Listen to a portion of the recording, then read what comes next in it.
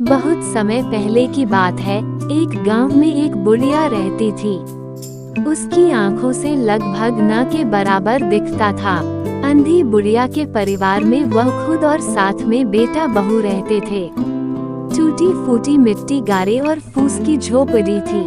घोर गरीबी के बीच छोटे मोटे काम करके वे लोग किसी तरह से अपना गुजर बसर करते थे।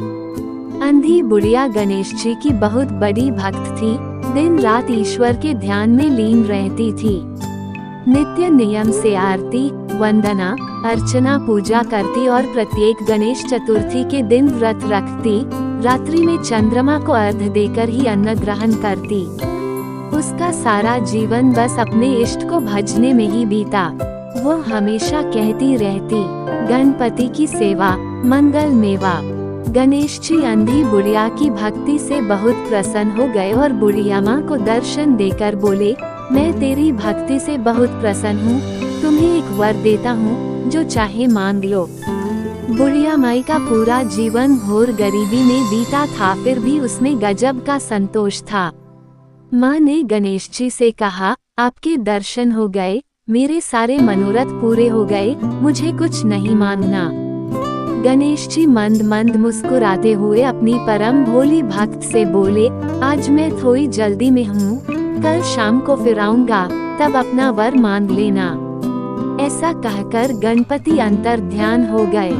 अंधी बुढ़िया माँ जैसे नींद से जागी। उसे विश्वास ही नहीं हो रहा था कि सचमुच भगवान ने उसे दर्शन दिए हैं। लेकिन उसके पास गहरी आस्था का बल था, इसलिए अविश्वास का कोई कारण ही नहीं था।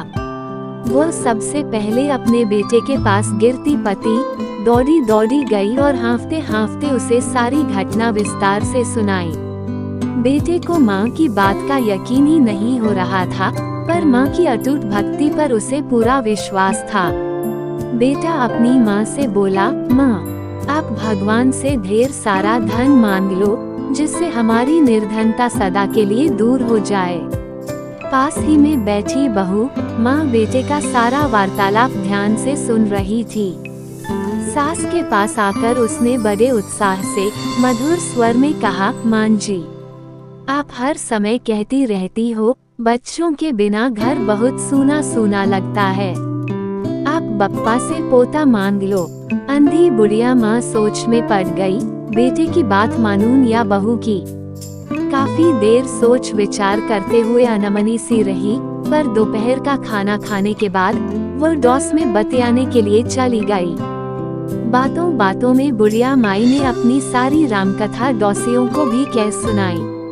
पहले तो उन्होंने उसका खूब मजाक उड़ाया, फिर उसे समझाते हुए बोले, माई, क्या काम के हैं माया और नाती पोते, आँखों से तो तुम्हें कुछ दिखाई देता नहीं, और कितना जीवन शेष है। ऐसा करो, तुम अपने लिए आँखें मांग लो, बिन आँखों के तो सब कुछ सूना है। आँखों से सारी दुनिया उजियाली हो जाएगी और बुढ़ापा आराम से कट जाएगा। अंधी बुढ़िया की उलझन अब पहले से ज्यादा बढ़ गई। उसने सोचा, पड़ोसी भी ठीक कह रहे हैं। दिखाई ना देने की वजह से बुढ़िया माई भी काफी परेशान रहती थी। उसे रोजमर्रा के काम पहाड़ जैसे भारी लगते थे। क्या मानूं, क्या ना मानूं, इसी उपापोह में अंधी बुढ़िया अपनी लकई को दाएं बाएं टक टक टेकती हुई घर की तरफ चल पड़ी। अपनी झुकी कमर और दिखाई न देने की वजह से धीरे धीरे अपनी लठिया के सहारे लखड़ाते हुए वह अपनी झोंपड़ी तक किसी तरह पहुंची। बुढ़ापा, साथ में अंधापन, घोर गरीबी और सूना घर। अंधी बुढ़िया मजबूर थी, लेकिन बहुत बुद्धिमान थी। उसे लग रहा था सब अपने अपने मतलब की बात कर रहे हैं, किंतु कोमल हृदय होने के कारण वो किसी का दिल भी दुखाना नहीं चाहती थी। बेटे की इच्छा पूरी करे या बहू को खुश करे या अपना बुढ़ापा संवारे, यही सोचते सोचते कब उसकी आंख लग गई, उसे पता ही नहीं चला।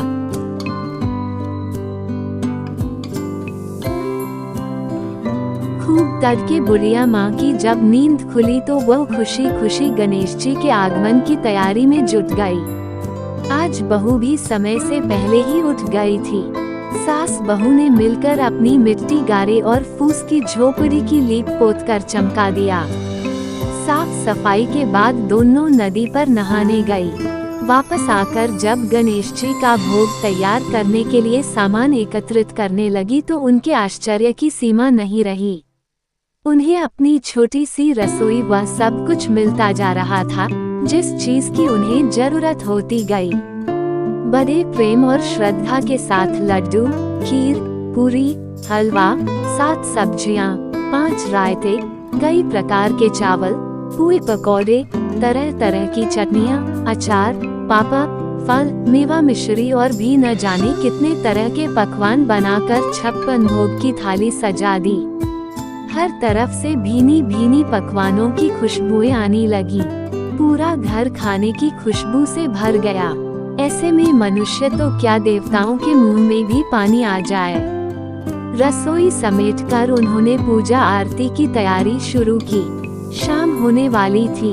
उनके पास गणपति का मंदिर या मूर्ति तो थी नहीं, बस एक पुराना लक्ष्मी गणेश वाला कैलेंडर था। उसी के सामने उन्होंने सातिया काट कर पाटला रख दिया और दिया जोत करके गणेश जी के भोग सामग्री को सजा दिया। बुढ़िया माई गणपति भगवान की आरती गाने लगी, जय गणेश जय गणेश, और हमेशा की तरह भक्ति में पूरी तरह लीन हो गई। तभी गणेश जी फिर प्रकट हो गए। अंधी माँ ने प्रेम और श्रद्धा से गदगद होकर पकवानों से भरा थाल गणेश जी के आगे कर दिया। भगवान ने भी उसी प्रेम के साथ एक मोदक उठाकर अपने मुंह में रख लिया और बोले, पार्वती माँ के हाथ से बने भोजन की याद आ गई। गणेश जी ने भरपेट खाया और मजे की बात पकवान दूने चौगुने बने लगे और इतना हो गया कि सारा गांव भी जीन ले तब भी बच जाए। गणेश जी पूरी तरह से तृप्त होकर बुढ़िया माँ से बोले, मेरे कहे वचन के अनुसार जो चाहे सो मांग ले, जो मांगेगी वही पाएगी। बुढ़िया ने पहले से ही काफी सोच विचार कर रखा था। वो अपने बेटे की बात रखना चाहती थी, बहू को भी खुश करना चाहती थी और अपनी जरूरत को भी पूरा करना चाहती थी। अंधी बुढ़िया हाथ जोड़कर गणेश जी से बोली, यदि आप मुझ पर प्रसन्न हैं तो मुझे 9 करोड़ की माया दें, निरोगी काया दें, अमर सुहाग दें, नाती पोता दें, समस्त संसार परिवार का सुख दें और अंत में मोक्ष दें। गणेश जी बुढ़िया की चतुराई पर हंसते हुए कहने लगे, माए तूने तो हमें ठग लिया, लेकिन तूने जो कुछ मांगा है वो सब कुछ तुझे मिलेगा। ऐसा कहकर गणेश जी अंतर ध्यान हो गए। सारे गांव में बुढ़िया ने पकवानों वाला गणपति भगवान का प्रसाद बांटा। बुढ़िया माँ का घर धन धान्य से भर गया। बहू की गोद में पोता खेलने लगा, आंखों में रोशनी आ गई, झुकी कमर सीधी हो गई। परदेस गया पति लौट आया, बुढ़िया और उसका परिवार सुख पूर्वक रहने लगा। कहते को सुनते को, हुंकारे भरते को, इस कहानी के पाठक को भी जैसी कृपा गणेश जी ने उस बुढ़िया पर की वैसी कृपा हम पर करना, हम सब पर भी करना।